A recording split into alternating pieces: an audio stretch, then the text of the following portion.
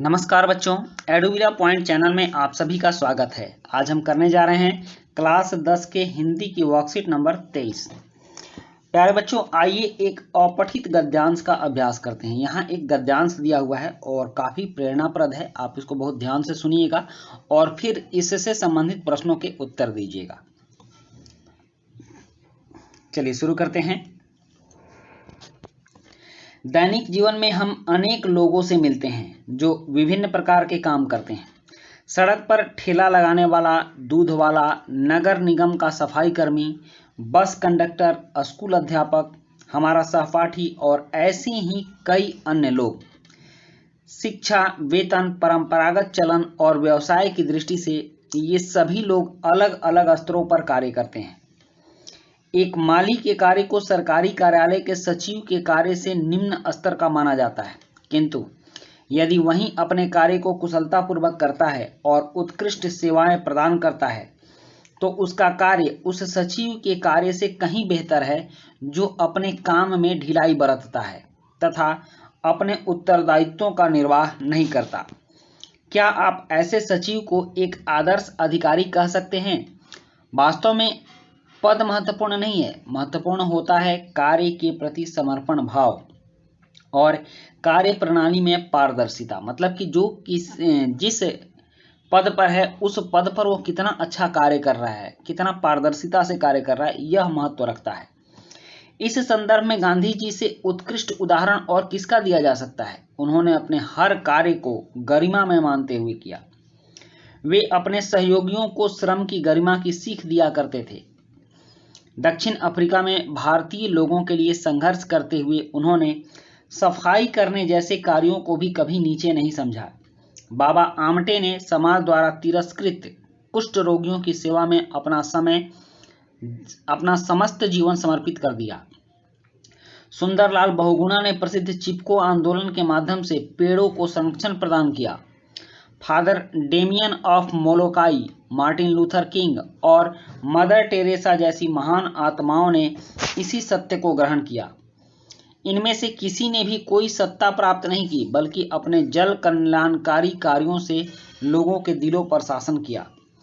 गांधी जी का स्वतंत्रता के लिए संघर्ष उनके जीवन का एक पहलू है, किंतु उनका मानसिक क्षितिज वास्तव में एक राष्ट्र की सीमाओं में बंधा हुआ नहीं था।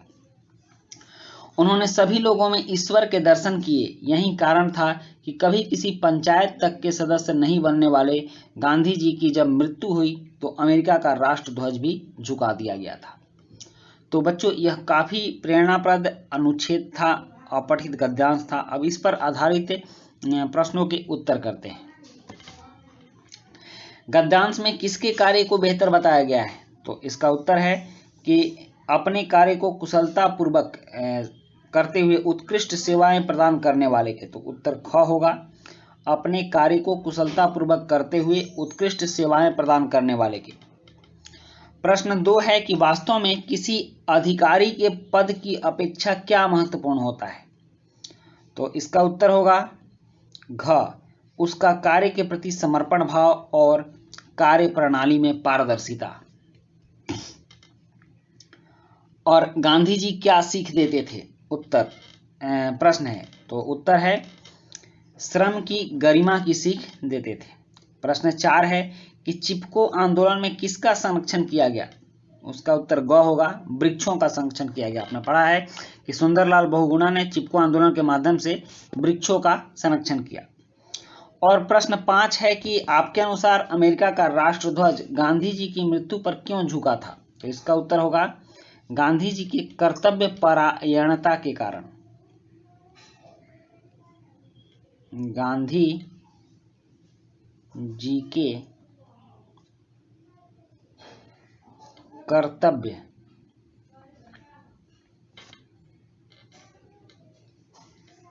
परायणता